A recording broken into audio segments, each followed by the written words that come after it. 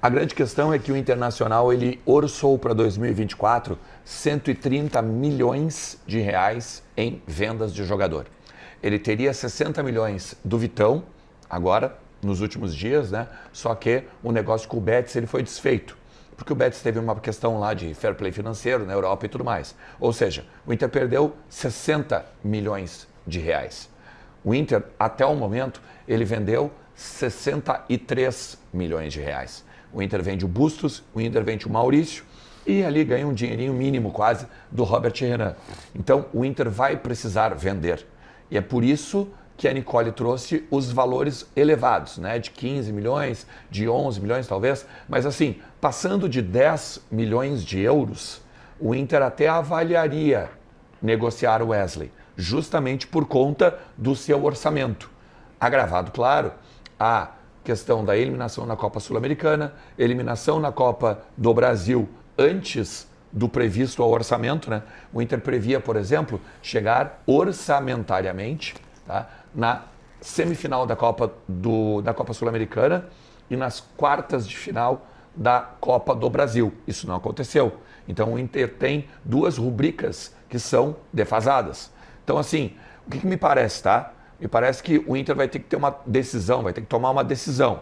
Olha, ou eu tento achar outras formas de ganhar dinheiro, outras maneiras de compensar essa questão do déficit de orçamento de vendas, ou eu vou vender para garantir a minha saúde financeira até o final do ano. Porque não adianta nada.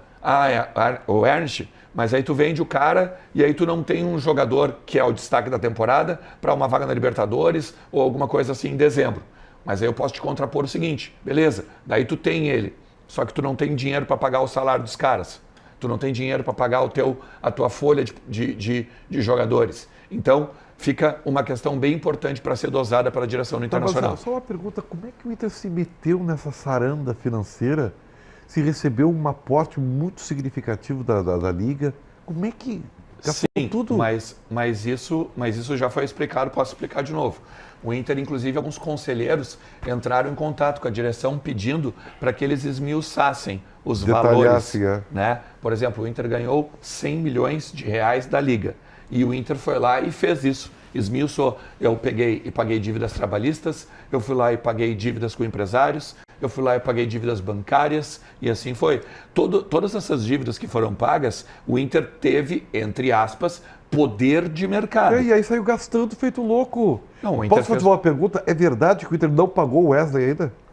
Tem uma parcela em atraso. É verdade atraso. Que o Inter não pagou o Thiago Maia ainda? Tem uma parcela em então atraso. Então aí não adianta, por isso que eu digo que não adianta dar dinheiro.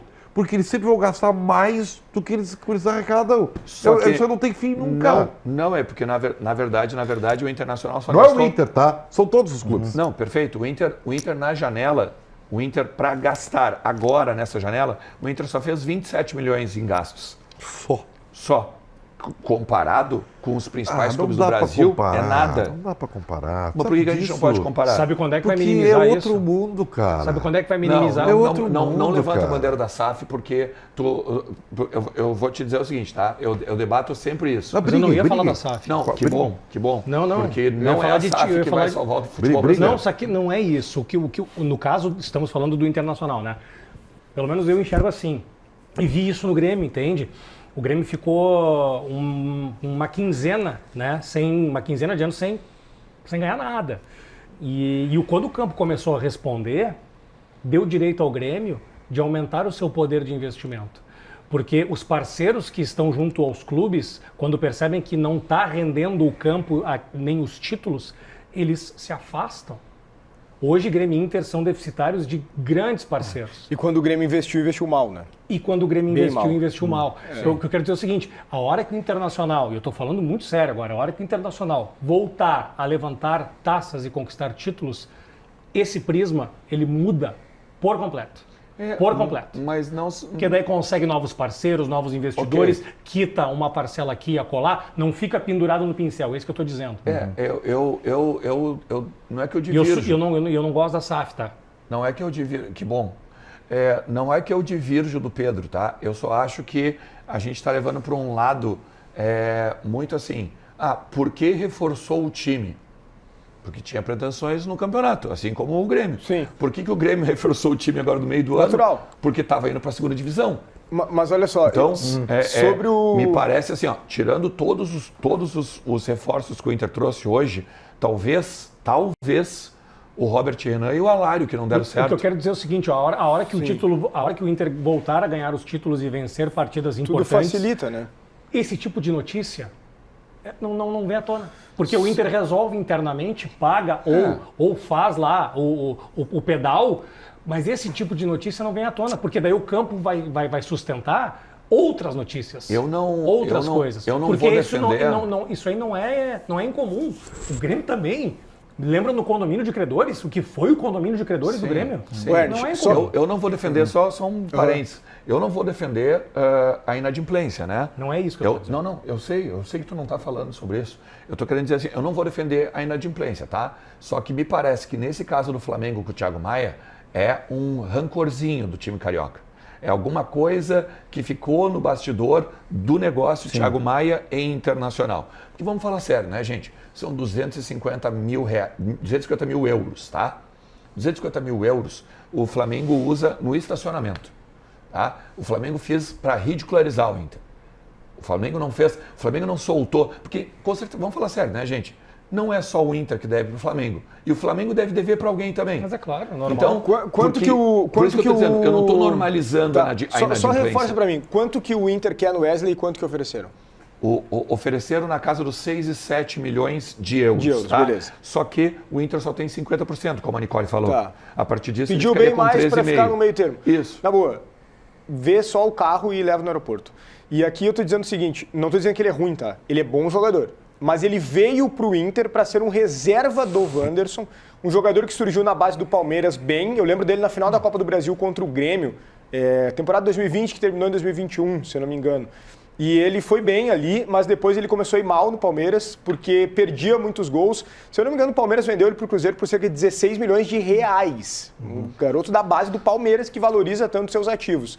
Ele foi muito mal no Cruzeiro, ele chega no Inter e talvez hoje ele esteja vivendo o melhor momento da sua carreira. O que eu estou dizendo? Que ele não é importante? Não, ele é importante. O Ribeiro tem razão quando disse que é o melhor jogador do Inter na atual temporada. Só que eu estou falando de um valor muito acima do que ele vale. É muito além para um Inter que não disputa mais nada esse ano. O Inter só briga por uma vaga na Libertadores. Então, dá para brigar por uma vaga sem o Wesley. Aproveita e vende por muito mais do que vale. O ponto não é a proposta entre 6 e 7. O ponto é o que fica para o Inter. É 50%. O 6 e 7 para o Wesley, eu estou fechado contigo. Porque é um baita valor. Porque tu agora, quer ver uma coisa... 50% para o Inter, aí está certo o Inter. Vamos fazer... Aí está certo o Inter. Vamos fazer pela calculadora. Mas se aumentarem um pouco, faz o negócio. Vamos fazer pela calculadora, tá? O Inter pagou 2 milhões de euros pelos 50% do Wesley junto ao Cruzeiro, tá? Se for esse 7... ele fica com 13,5. Isso, ele vai lucrar 1,5. Daí não vale. Muito ruim o negócio. É pouco. Sim, daí sim. Então, e tem outra coisa que tem que levar em consideração, não só a questão dos números, né? Tu fala muito bem que é a melhor temporada dele e tal, isso aquilo, e ele vai fazer em março do ano que vem 26 anos. Mais isso. 26 anos. Isso. Tu não pega, talvez, pelo Wesley, um valor de 5,5, 6, entende? Se tu pegar daqui a pouco e vender ele no ano que vem, e daqui a pouco tu aposta na permanência do cara e acontece que nem o Wanderson. Sim. O Wanderson, o Inter foi lá e bota 4,5 no Krasnodar e esse ano o Wanderson tu nada. tem uma valorização Mas espero do que Wesley, seja recuperado, porque é bom jogador. Não, com certeza. Por mais que o Inter discuta e com razão, por ter direito a 50%, tu tem uma proposta na casa dos 7 milhões de euros pelo Wesley num ano ruim do Inter, né? Claro.